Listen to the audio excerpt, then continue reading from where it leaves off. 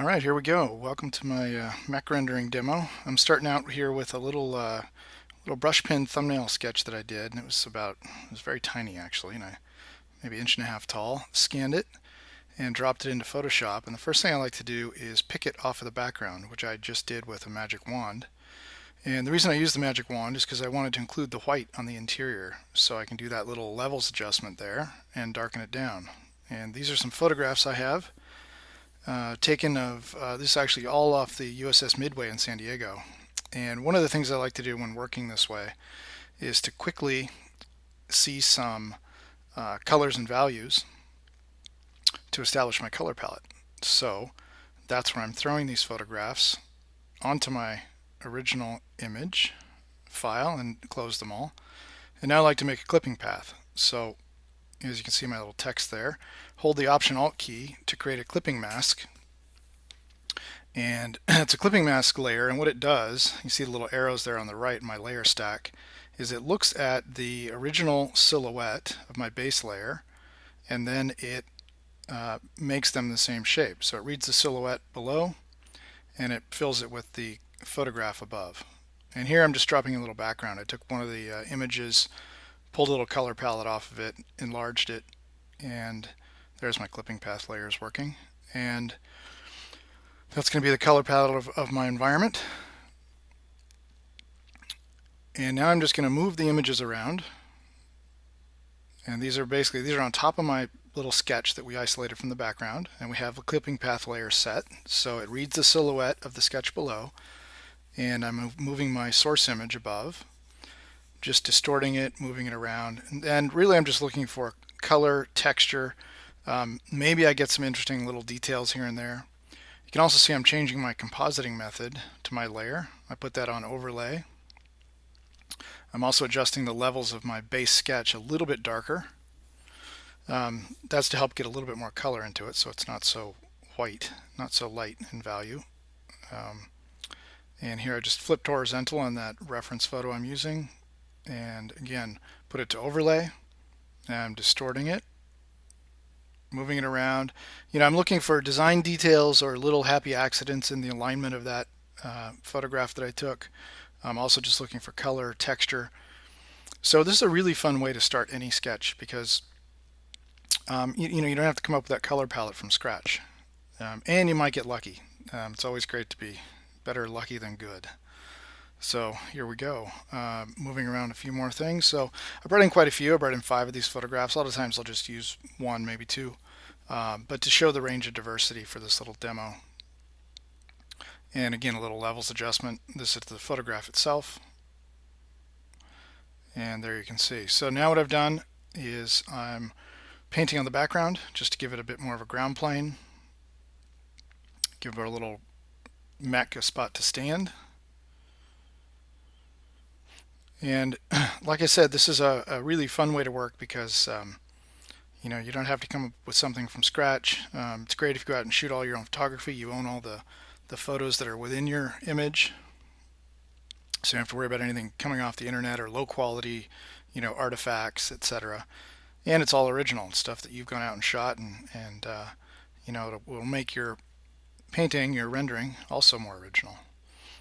I'm doing a little cleanup now to my base brush pen sketch. My base sketch was really loose. As you can see, the perspective is very loose, and edges, etc. So I'm just taking an eraser, and you can see I'm working on my base layer now, and I'm just going back and I'm erasing different areas. Now I'm turning on and off my photographs that I've put on top.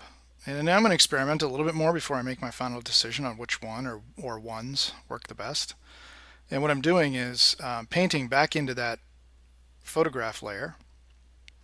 There were some dark areas, so my original sketch wasn't showing up, right? Because we're just overlaying on top of the original base sketch, which is just a normal layer. So I'm painting back in, and I'm just lightening up areas of that photograph to see if this is the one that I want to use. So I'm just color picking from within the photograph and painting right back on top. And I'm trying to combine them a little bit. I kind of like those yellow feet that are showing up. I'm lightening up areas of this photograph as well. And the way I'm lightening it is I'm just it's just a normal paintbrush, and I'm just painting right back into that layer, and I'm just color picking from within the painting. So I kind of thinking about those colored feet. I kind of like that. That was again, these are all sort of happy accidents along the way. And turning them on and off and see how they mix with each other. So you don't have to limit yourself to just one of these things overlaying. You can mix them all together. They're all set to overlay, so they'll mix with each other. And I like to do that, just turn them on and off and evaluate which ones look the best or not. And then I'll delete the ones that we don't use.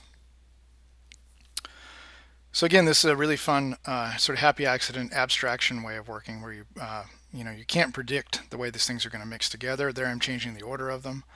But I find that it's really gives you a lot of especially if something sort of, just sort of random sci-fi thing, you get a lot of photographic texture put in there, and it brings a lot of realism to your sketch immediately. And I'm working back again on my base layer. So that's basically just refining the original sketch, making design changes, adding a bit of structure there to the legs to give them a bit more realism, hinting that there's some sort of mechanism below, attaching that far gun. I sort of lost it when we pulled it off the background. And working on adding back the symmetrical gun on the other side. And now I'll show you a little example of what the painting really looks like at 100% speed. This is kind of my refinement phase now. You see I just added a layer to the very top. And what I do is I just pick from within the painting, and I start glazing around. And you can see I can still see all the line drawings and the shapes of my original sketch. And I pick a little bit of the background color. So there's maybe a little chamfered edge there that rolls away from our line of sight, and it starts to pick up the color and the value of the background. Same across the top. My lighting situation for this little rendering is lighting coming from the right hand side and fairly low. So the side of the bot, or the vehicle here, whatever it is, maybe we haven't really decided on scale yet, but most of the light, so this side of the shape is going to be brighter than the top, and the top is still going to receive a little bit of light, but it's going to pick up more of it's really our number 2 side. All right, here we're going to speed it back up. It's not so boring. It's like watching paint dry, that speed. It can get, where you can really get bogged down in the speed part, of course, when you're painting, is making design decisions. Not so much the rendering stuff generally goes pretty fast, especially for something like this. So here I'm just starting to refine details. And I think this is probably 2.5 to 3 times speed, and I'll keep it sort of at this speed for the painting part for the rest of the tutorial. So I'm picking up some ground color there and dropping it on the underside. That will be our shadow side, so our number 3 side. So the vertical sides are going to be our 1 that receive the most amount of light, and the top surface will be what I always refer to as number 2. It has a little bit of light, but not as much as the number 1 side. And number 3 side is the shadow side. And that terminology refers back to the matte surface shading DVDs or tutorials I did for the Gnomon Workshop. Here are just adding details. So a lot of times I'll do that. I'll just pick the same color and value that's on the side, drop in some little louvers or something in a shadow, and then just glaze over it a little bit. With a little shadow value, and you just knock them back into that hole so they're not getting any light. So nowadays I tend to work this way a lot, where I don't actually do a lot of finished line drawings that much. I tend to do looser sketches and scan them in, and then layer over some colors and textures like I'm doing, and we just did earlier with the photographs. And then I just start painting and glazing back over. And I like the textures that I get, 1 from the photographs, but 2 from my original sketch. And I do the design refinements in this painting pass. And so right now I'm just sort of making folds and bending sheet metal and thinking about, well, what's going to happen with this surface? Where does it come along here and it's flat, and then it rolls and maybe turns back towards the light? And if it does, it picks up a little bit more brightness right? So you adjust your value. And here this rolls under, that's the shadow. I'm picking up a little bit of ground color there, so a little bit of reflected light, bringing that into the underside, and that will help tie this shape into its environment by picking up a little bit of that color, increasing the value shift there by going a little bit darker, and starting to now refine this near side. Looks like some sort of machine gun thing, and picking again colors and values from within my painting. You see I'm just really on one layer up at the top, and it's over the top of all the other ones, and starting to get a little bit of form put into those barrels by adding a little core shadow and some reflected light, and a couple little scratchy little details here and there. This one's going to stay pretty loose. You know, they're not going to be, I'm going to use some paths, but I'm going to use some paths later to correct the perspective, but I'm not going to use paths anywhere for my shapes. Everything's just going to stay freehand. I should say I'm probably working on a 21-inch Cintiq, so the freehand painting is a little bit easier on that kind of setup than it is with a straight Wacom tablet. And here just looking at my original drawing from my sketch and deciding, are those the shapes I want to keep? What are those shapes really doing? Again, this sort of happy accidents and using photographs abstractly by layering them really works best if you have a good set of foundation skills to work with, meaning you know how to show form with value, you understand perspective. If you don't have those things, you know how to cast shadows. You know, in this case, I'm casting shadows very loosely, just in a sort of general, you know, direction with the lighting from the right. But if you have that stuff and you've mastered those foundation skills, it allows you to go in and have a lot of fun and use this abstraction and use a really loose sketch and start to refine it directly in Photoshop.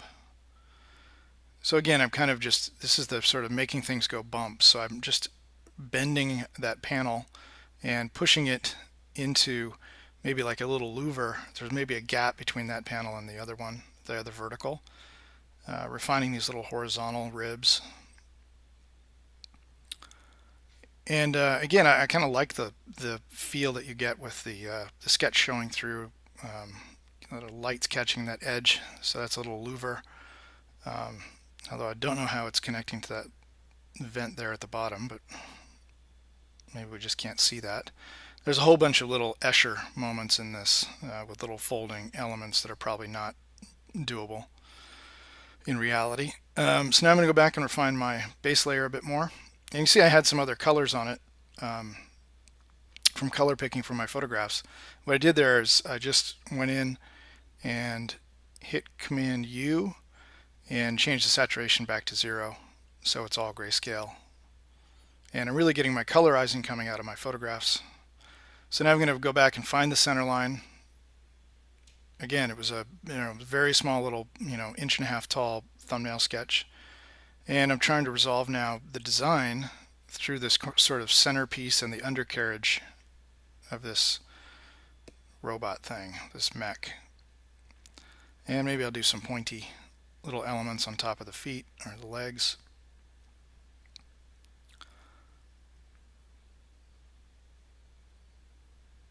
Alright, now I've got a eraser, just erasing a couple elements.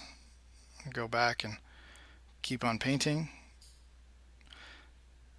And so I'm basically going back and this is refining, trying to work out a little bit of symmetry, adding a bit of pseudo mechanism down there to make it look a little bit more believable, like it can articulate.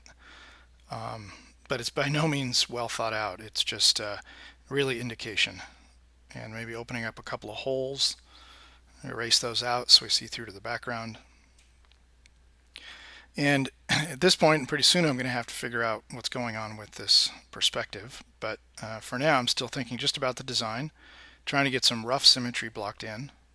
Again, just eyeballing everything and trying to work out the silhouette. Again, because of the way I have my layers set up, and I'm using those photographs stacked for colorizing and my refinement layer on the very top, I can go back to my original base and just keep it grayscale like this and focus in only on design and symmetry. So really it's just drawing and design on this base layer. And I think that helps quite a bit to not try to worry about the sort of illustration at the same time and color at the same time as you're trying to work out the design. So in a way it makes it, I think, a little bit simpler for me to figure out and think only about, is this silhouette the best it can be? Is the stance right? Are the proportions right? Are these graphics working?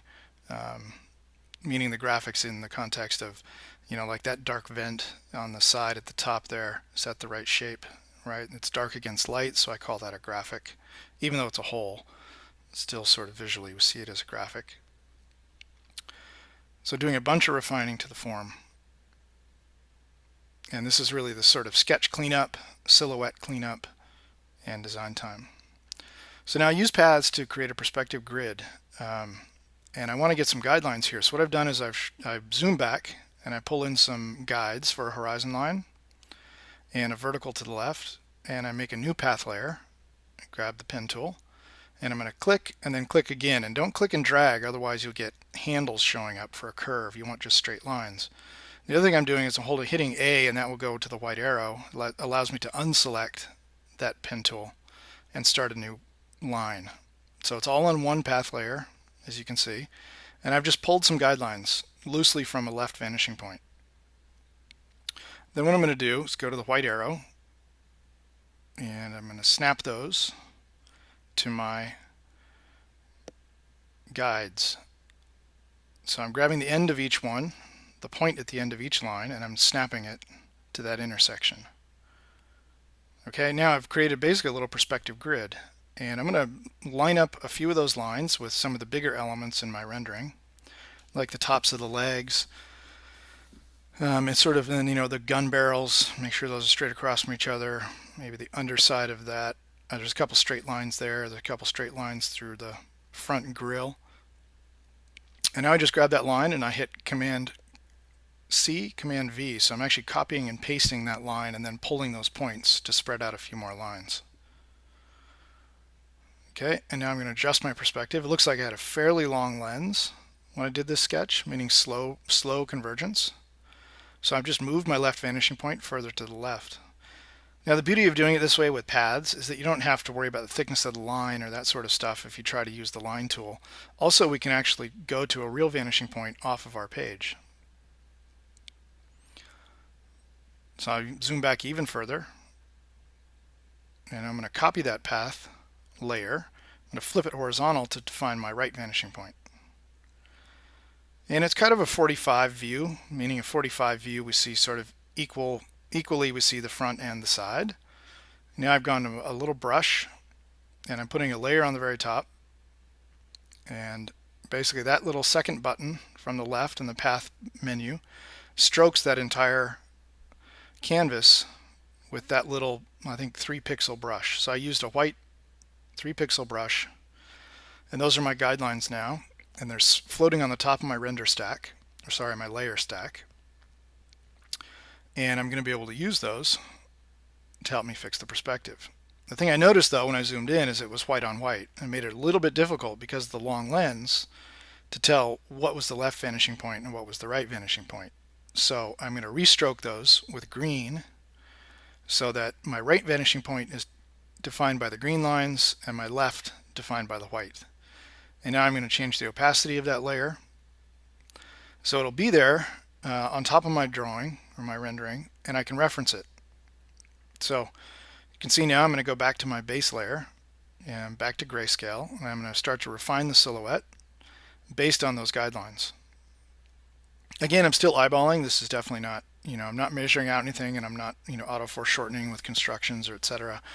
But it's going to be better than it would have been without dropping this grid on it. The nice thing about this grid, this sort of having these path layers, any other Photoshop file that I want to open, I can just pull those path layers over into that other Photoshop file, which means I don't have to rebuild those perspective grids. And you can make as many of these things as you want. You make a 1-point perspective grid, you can make a 3-point, you can have multiple points, and you can always just drop them over into any new rendering just by dragging that path layer into the other file, and just move those points around until they line up with your sketch.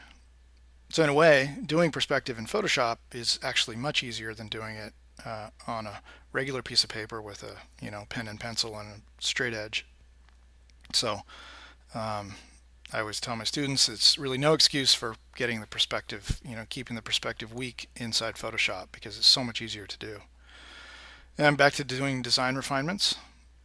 Again, these are unrefined areas that I hadn't addressed in my sort of cleanup layer at the top where we were painting color before. So here we go. I'm dropping in some more lines and refinements, and I'm really now looking at my perspective grid a little bit, trying to line up those edges, fix the symmetry, cleaning up the silhouette. So it's usually just erasing or painting. One of the things to remember here is that in order to use the clipping path layer properly, floating across the top, is you can't start picking the background color to fix up your silhouette. So you have to slow down a little bit and grab an eraser when you want to clean up your silhouette.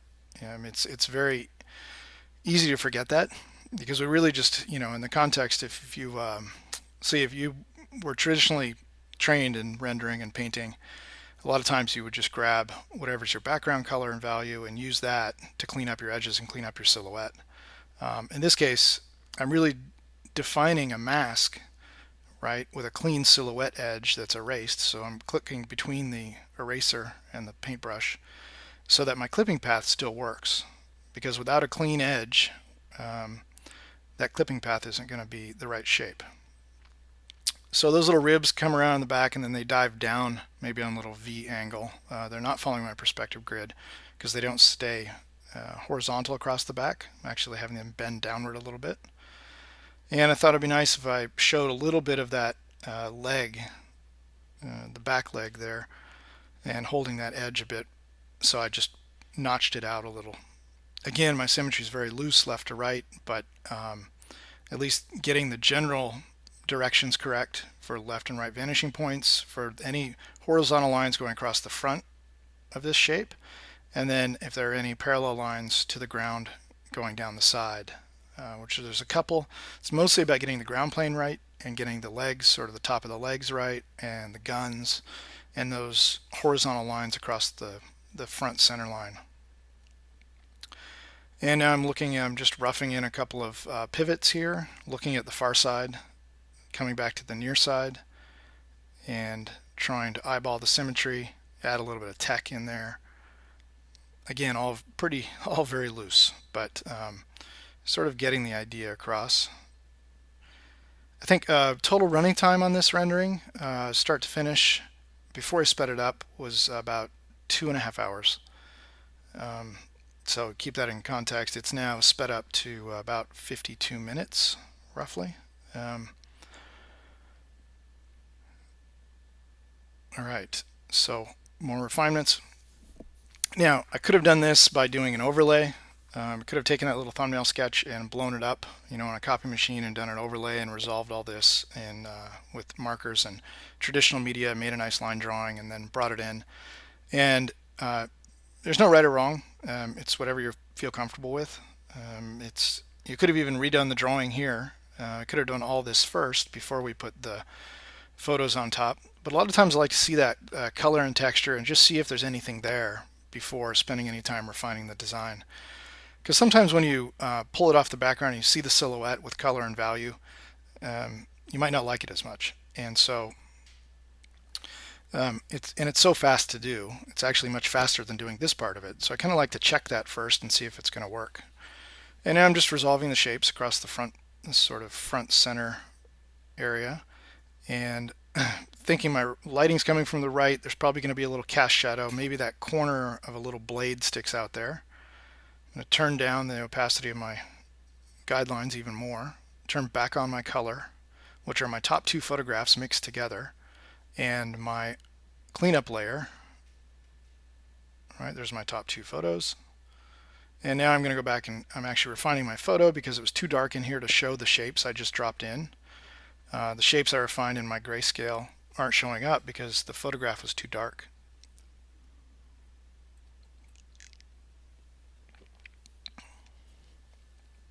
So you just color pick from within the painting, lighten it up a little bit in the photograph. And I should say, this brush I'm using is it's actually, I think, Danny Gardner's brush he gave me. It's just a triangle, and it has a little texture turned on to it, and I think it follows direction, but it's not. It's nice because you get a little texture to it. You get a little, but you can hold a little hard edge. But you could do it with also just a basic round brush. It's not. The brush isn't giving me anything special, but I like the way it feels. It's kind of nice, albeit hard to control when drawing circles or ellipses. So then back to my cleanup layer. So I fixed up the perspective a little bit, refined the design, and now I've got to go back to my original cleanup layer and start to get the perspective and alignment of my colors and textures to work with my new design. So I'm sort of looking through the photograph, looking at my new silhouette, refining those elements. I'm bringing in a little bit more reflected light there from the sky to the left. Remember, that entire front is in shadow, so the only way we get to show any of the forms there is with reflected light. Let a little bit of light leak in there. Again, coming from the right, maybe a little cast shadow across that cylinder. Again, just guessing at those things. And the reflected light from below is being blocked a little bit by that cylinder cutting across the shape. So trying to get that to read a little bit better. It's really just noodle time, right? At this point, I'm about, I don't know, halfway through the thing, a little past halfway, and you got your silhouette working, the stance is working, you've got all your proportions done, and now it's one more refinement pass on the perspective and adding details, cut lines, little panels that start to, like that little one I just put in there, that's catching a little bit more sky from the other side. This is getting more light, right? Because it's the light side of our vehicle. There's the more light coming back in. So you can see if I turn those off, that was just back to my base layer. I don't know why I did that.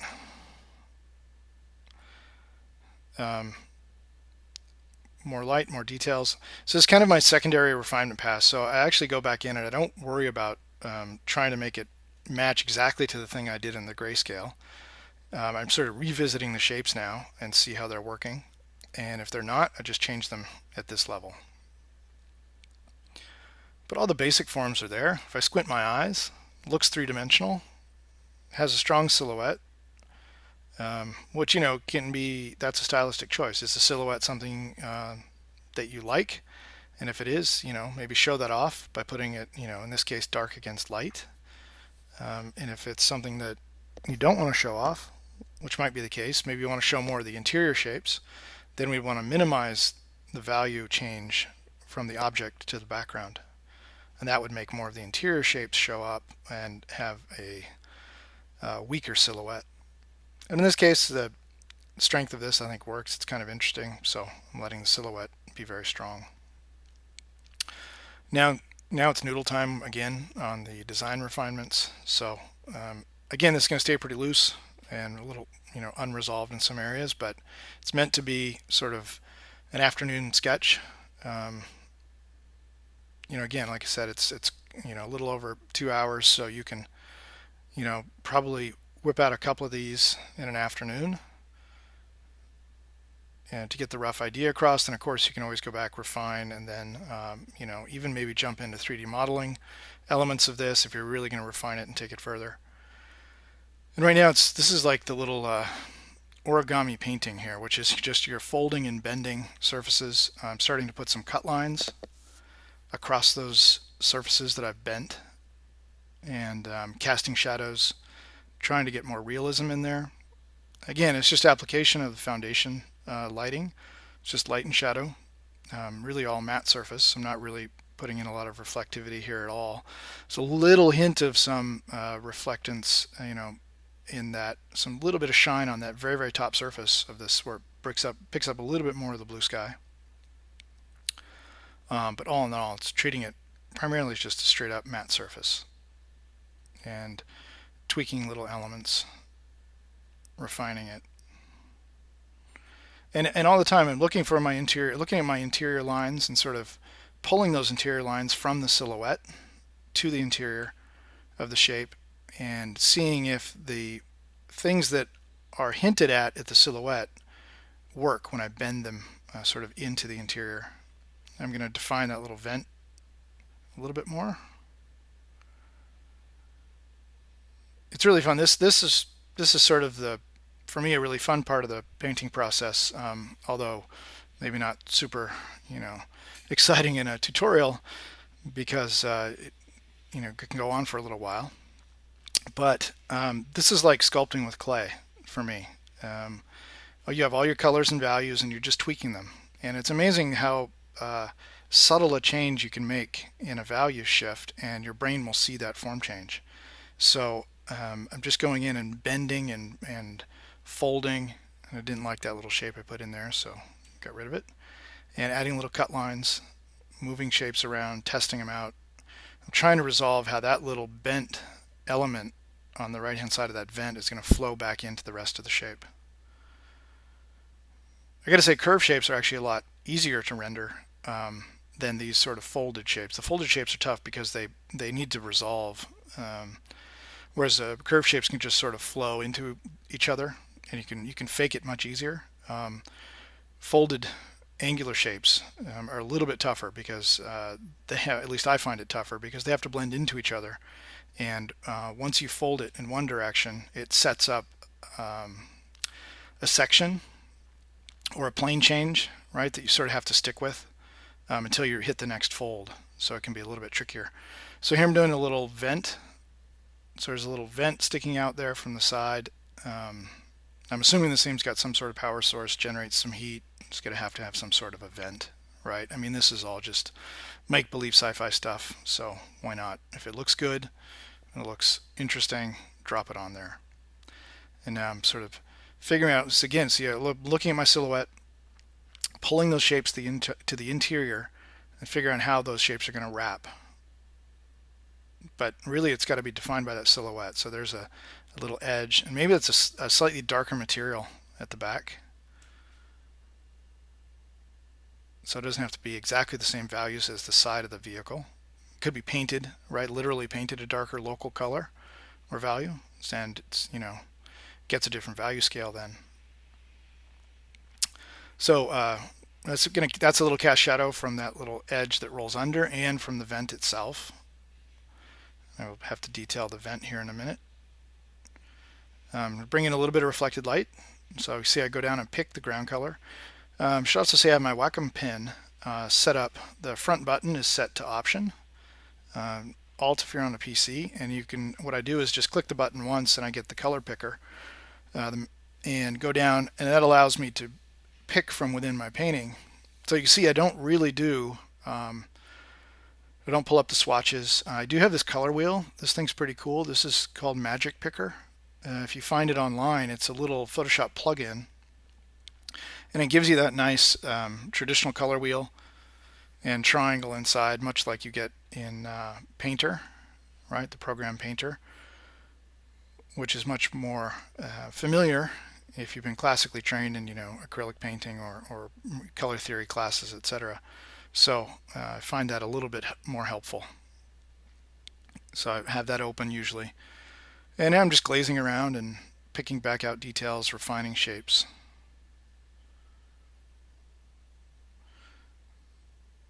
And it's going to come together here. It's starting to come together, and you see, you can just go back and revisit any of the forms that you're unhappy with. So I keep looking around the shape, bringing in a little bit more of the sky, trying to figure out what's up on top there. And you can see you can spend actually a lot of time on these because they can just get more and more and more refined.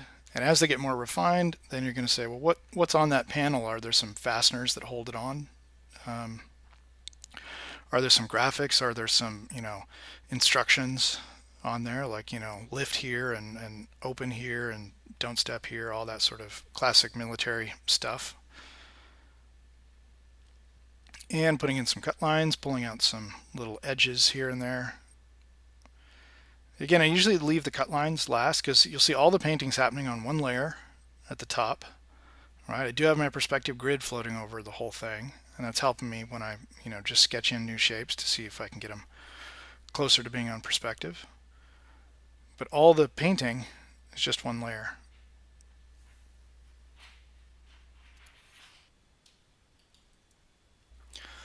So more noodling and more noodling, and refining it. And now you can see the making some subtle changes to the values to try and get those panels to bend just a little bit. Adding a couple more cut lines and evaluating it. Sort of always, good thing to do is, as always, squint your eyes a little bit, see if the big shapes are reading. If they are, that's great. Then move to the next level of shapes and see if those are working. I'm not doing a lot of zooming in and out here. Probably for future tutorials on the iPad like this, I'll try to zoom in a bit more. But honestly, this is more the size that I paint. In fact, a lot of times paint even with the image smaller than this. So it would be a bit deceiving actually to zoom in. It would look better on the iPad, but it also would not be the way that I actually work. And the reason I keep stuff fairly small is I don't want to over detail it. I want to be able to see the big shapes more easily. So having it a little bit smaller on my monitor helps me work faster actually. Also the lines are easier to draw freehand. Shorter straight lines are easier to do than these big long ones. So actually it's kind of like thumbnail sketching, and anybody seen a lot of my thumbnail sketches from my books, you know that I tend to sketch fairly small. And again, for me it's more about speed. If I can sketch small accurately, then I can always scan it, blow it up, refine it like I am here in Photoshop, and then print it out large, and it all holds together. So here I'm dropping in the shadow, redefining the ground plane, and what I did is I added a layer to the bottom between my background layer and the object layer for my Mac, and I set it to multiply. And now I'm just darkening it, and again the shadows has a sharper edge closer to the object and gets a little fuzzier as it moves further away. It's also darkest right up against the object. And now I'm going to go back in and refine the form even further. Starting to pick up a little bit of reflected light, pick up a little bit of skylight there from the background. Since that whole leg, both of those legs are all in shadow. I can only use the skylight coming down from the upper left to show the forms on that leg, and of course the reflected light. And here I'm just refining the graphic a little bit, and now I've got to work out and see if I can, again, see I'm pulling my silhouette shapes. I'm taking those little pointy ear guys and I'm trying to pull those into the interior of my shape and see if I can come up with something there that I like. So I'm just pulling, so sort of faceting the interior. And so I went up to the side of my vehicle, the Mac, and picked the color and value there to make it all work together, and faceting that back. Again, I'm trying to use the silhouette and the original sketch to help inform what I'm doing here, but you'd have to get in there and sort of start sculpting and making it up on as you're painting. So that's what's happening here. And I didn't like that part, so just paint it over. And it just sort of glaze over. This is probably akin more to, acrylic painting, I would say, more than anything else, in the context of a traditional media type of rendering. And pick up a little bit of reflected light.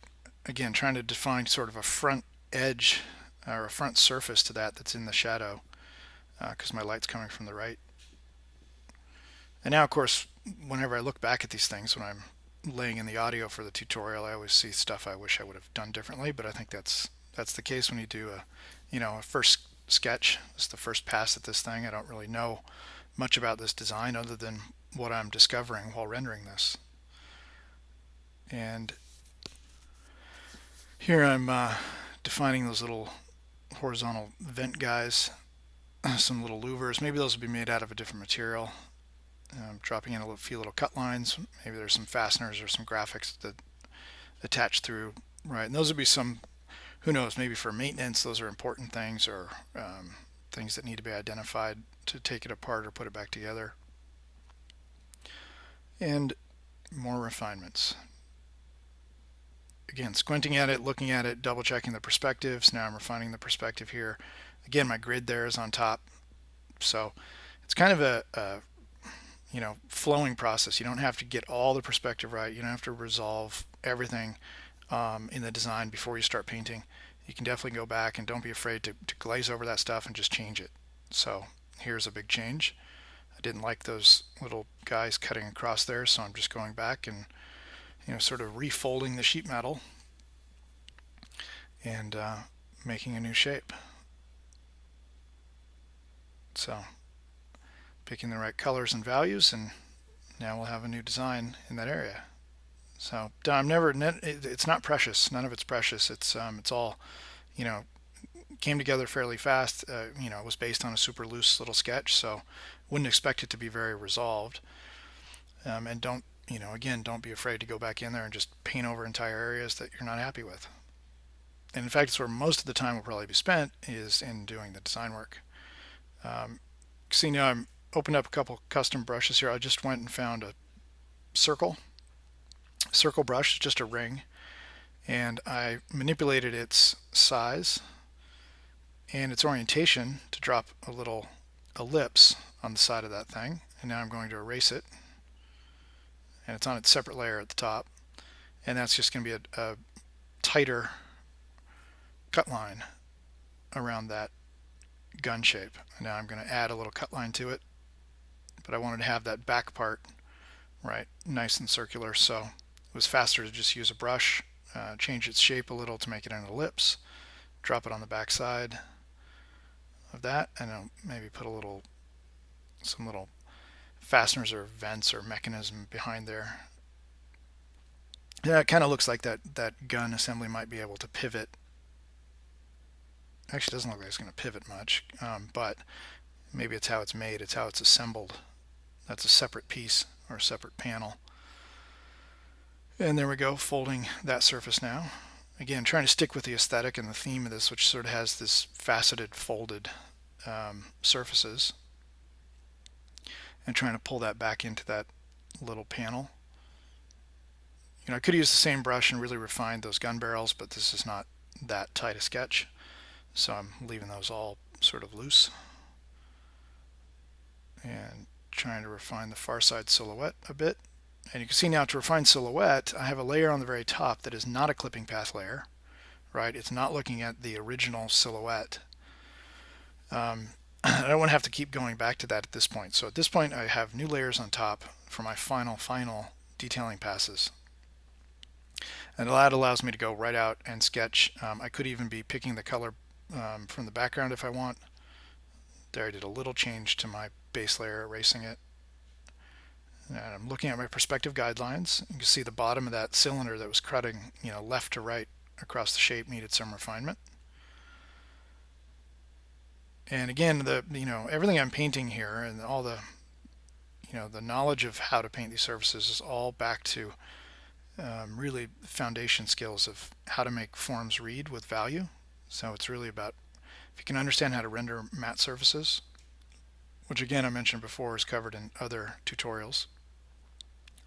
This one's about Photoshop techniques, my pipeline of painting inside Photoshop, using the photographs that you've taken as inspiration and source material for your colors and textures. And then your layering strategy, how to fix the perspective in Photoshop using paths. And there we go, just tightening it up a bit. Now I've turned off my grid above. Let's hide the color picker. Sort of evaluate it and see where it's at. Yeah, I think for a rough color sketch, it's working okay. And now I go back and keep on tweaking it. I think that that hole, when I looked at it, was just too hot, meaning it was drawing too much of your attention. So now I'm going to grab a textured brush, and it's just a brush I made, like sort of, I use it a lot for dust and steam and things like that, smoke. And I've added a layer over my background, so it's between my object and my background. and I'm going to start to add a bit of texture because I want this thing in some, it's not necessarily a war zone, but I want it to be in a dirty environment. And the thing looks pretty filthy. It's got lots of texture on it, so I would imagine that the way it got that way was by being in an environment that has a lot of dust and texture and atmosphere. So I've just extended that over.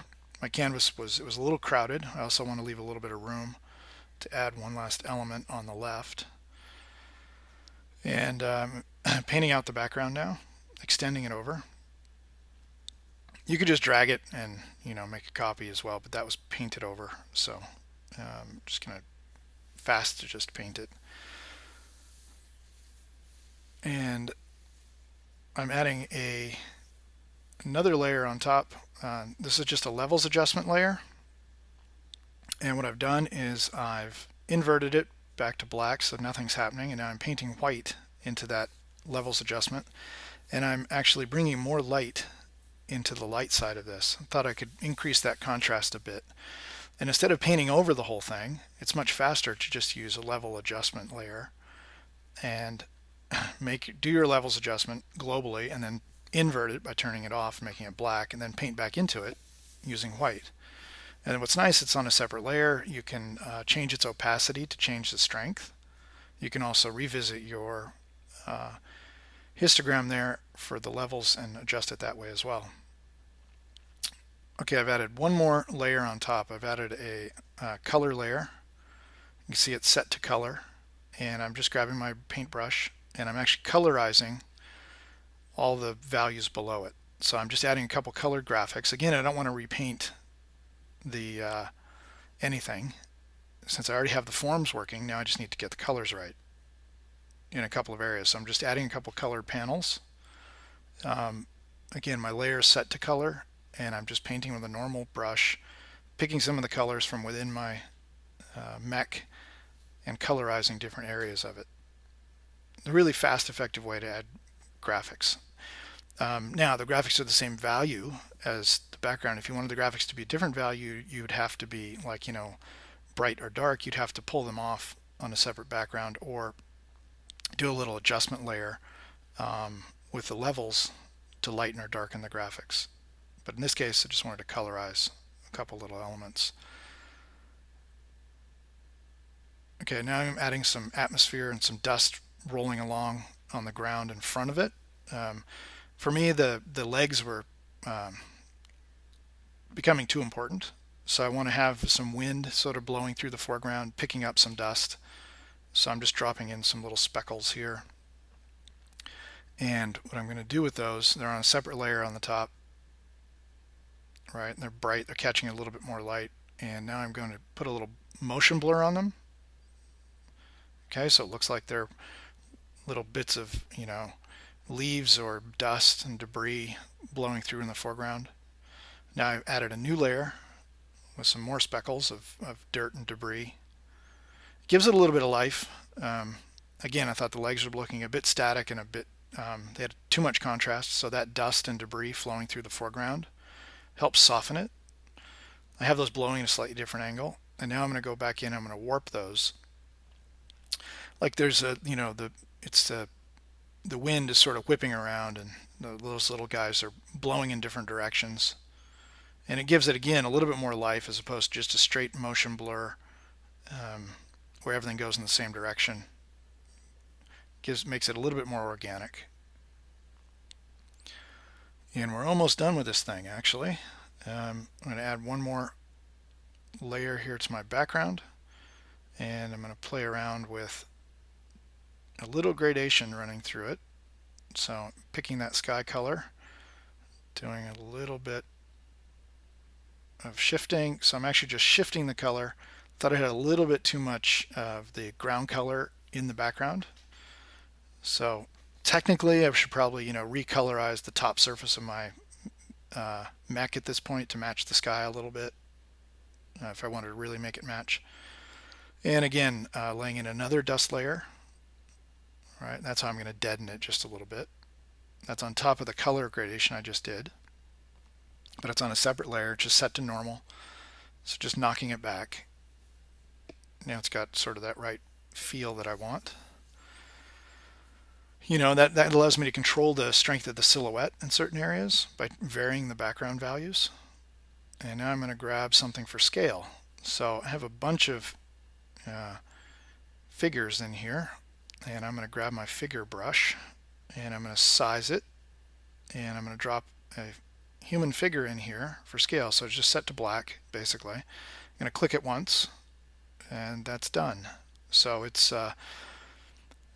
there on that layer, and it's basically right next to my mech layer, just below it. But that's just enough to give me the sense of scale. And until that point, we really didn't know what the scale was. But that's just enough. And then I put him back there in the shadow on purpose, so it was simple and he could just be a silhouette. And that's really all it takes. Now I'm going to add signature, and I add a border. And that's going to get us very close to the end. So I hope you found this helpful. It's a fast, fun way to work, and I hope you give it a try. There's a little zoom in shot, and see it has a lot of the texture from the sketch, a lot of the texture from the photographs, and it is very loose, but conveys the idea, gets across the concept, and that's the main goal.